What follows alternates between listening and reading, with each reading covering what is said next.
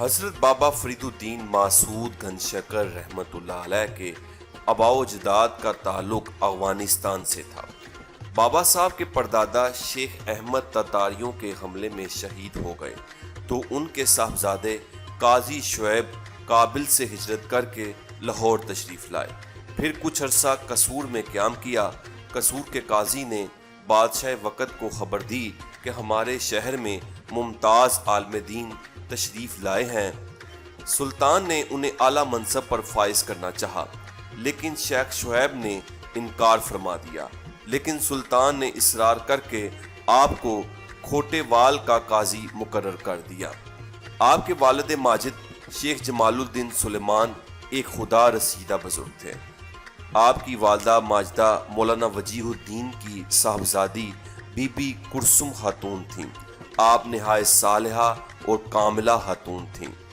ان کی یہ کرامت مشہور ہے کہ آپ ایک شب نماز تہجد ادا کر رہی تھیں، ایک چور گھر میں گھس آیا۔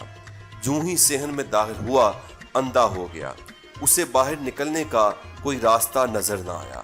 اس نے آواز دی کہ گھر میں کوئی ایسی برگزیدہ ہستی موجود ہے جس کی ہیبت سے میری بینائی کھو گئی ہے۔ اب میں وعدہ کرتا ہوں اگر میری بینائی لوٹ آئے گی تو اسلام قبول کر کے چوری سے تائب ہو جاؤں گا۔ مائی صاحبہ کو اس کی حالت پر ترس آیا، بارگاہ الہی میں دعا مانگی تو چور کی آنکھوں کی روشنی واپس لوٹ آئی۔ صبح وہ چور اپنے اہل و عیال سمیت حاضر خدمت ہو کر حلقہ بگوش اسلام ہو گیا۔ آپ نے اس کا نام عبداللہ رکھا۔ حضرت بابا فرید الدین گنجشکر رحمۃ اللہ علیہ کی تاریخ ولادت جو زیادہ معتبر سمجھی جاتی ہے وہ 571 ہجری بمطابق 1175 عیسوی ہے۔ آپ کی ولادت باسعادت قصبہ کوٹھے وال میں ہوئی۔ آپ کے والدین نے آپ کا نام مسعود رکھا، مگر آپ فرید الدین کے نام سے مشہور ہوئے۔ آپ کے بہت سے القابات ہیں جن میں بابا صاحب، شیخ الاسلام، گنج شکر زیادہ مشہور ہیں۔ حضرت بابا فرید الدین ماسعود گنجشکر رحمۃ اللہ علیہ کو بچپن سے شکر بہت پسند تھی۔ والدہ ماجدہ نے جب پہلی مرتبہ نماز کی تلقین کی تو فرمایا، بیٹا نماز پڑھا کرو، اللہ تعالیٰ راضی ہوتا ہے۔ انہوں نے آپ کو نماز فجر کے لیے جلد بیدار کرنے کے لیے مصلے کے نیچے شکر کی پڑیا رکھ دی اور فرمایا، اگر تم نماز فجر کے لیے جلد بیدار ہوگے تو تمہیں مصلے کے نیچے شکر کی پڑیا ملے گی۔ آپ صدق دل سے نماز ادا کرتے اور جب مصلہ اٹھاتے تو شکر کی پڑیا مل جاتی۔ جب کچھ بڑے ہو گئے تو والدہ نے سوچا اب جلد بیدار ہونے کی عادت پختہ ہو گئی ہے، لہٰذا شکر کی کیا ضرورت ہے۔ انہوں نے شکر کی پڑیا رکھنی ترک کر دی، مگر شکر کی پڑیا آپ کو بدستور ملتی رہی۔ ایک روز والدہ نے دریافت کیا، بیٹا آپ نے شکر نہ ملنے کا شکوہ نہیں کیا۔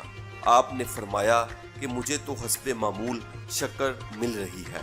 والدہ نے تحقیق کی تو پتہ چلا کہ آپ کو غیبی طور پر شکر مل رہی ہے۔ اس دن کے بعد آپ کا لقب گنج شکر مشہور ہو گیا۔ حضرت بابا فرید الدین ماسعود گنجشکر رحمۃ اللہ علیہ کی ابتدائی تعلیم و تربیت قصبہ کوٹھے وال میں ہوئی۔ بچپن ہی میں آپ کے والد بزرگوار قاضی جمال الدین سلیمان کا انتقال ہو گیا۔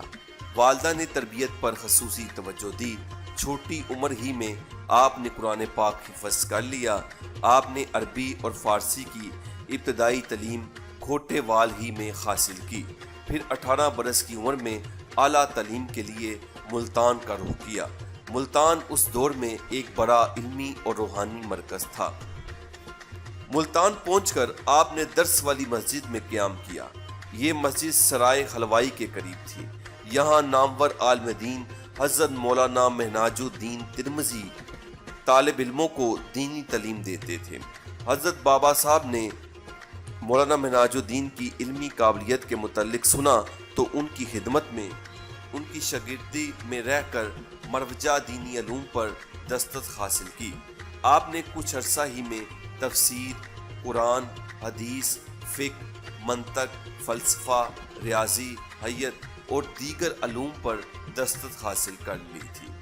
ایک روز مسجد میں فقہ حنفی کی مشہور کتاب نافع کا مطالعہ فرما رہے تھے کہ کتب الاقطاب حضرت قطب الدین بختیار کاکی رحمت اللہ علیہ مسجد میں تشریف لائے۔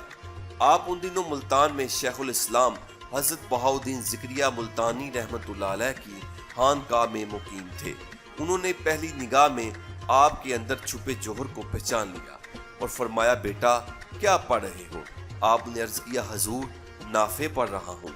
حضرت خواجہ قطب الدین بختیار کاکی رحمت اللہ علیہ نے فرمایا، انشاءاللہ تمہیں اس سے نفع ضرور ہوگا۔ بابا صاحب رحمت اللہ علیہ نے فرمایا، حضور مجھے نفع تو آپ کی نگاہ کرم سے ہی ہوگا۔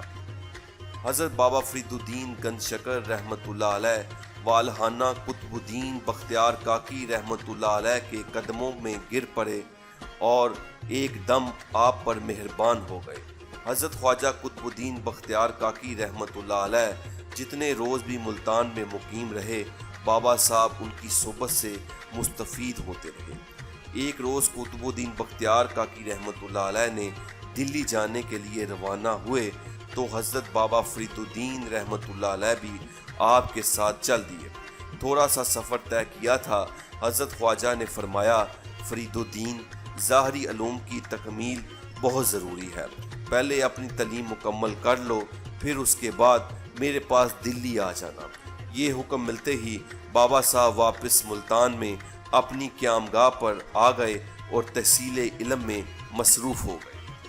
حضرت بابا فرید الدین گنج شکر رحمت اللہ علیہ نے ملتان میں رہ کر علوم ظاہری کی تکمیل مکمل کر لی اور اس دوران آپ کا زیادہ وقت عبادت و ریاضت میں گزرتا۔ حصول علم کے بعد سیر و سیاحت کی غرض سے نکل پڑے اور ملتان کو خیرباد کہہ دیا۔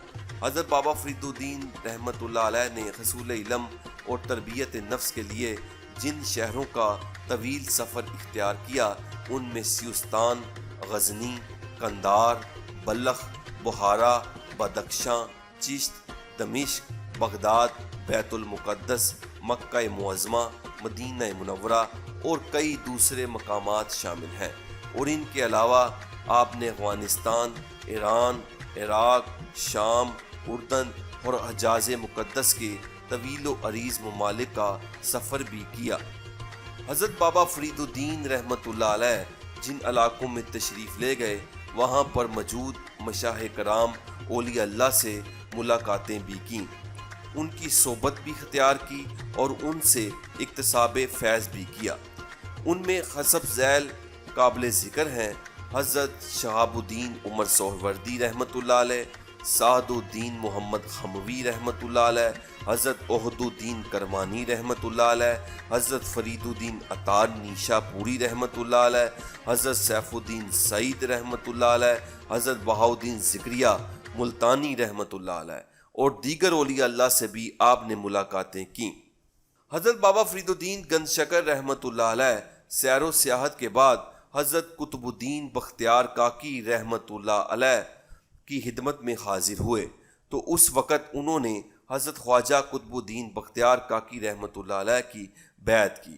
اس کے متعلق راحت القلوب میں لکھا ہے کہ ایک مرتبہ دلی گیا، شیخ الاسلام قطب الدین بختیار کاکی رحمت اللہ علیہ کی خدمت میں حاضر ہوا، جو بات کہیں نہ دیکھی تھی وہ حضرت قطب الدین بختیار کاکی رحمت اللہ علیہ کے ہاں پائی، خود کو ان کے دامن دولت سے وابستہ کر دیا اور بیعت کی نعمت سے مشرف ہوا۔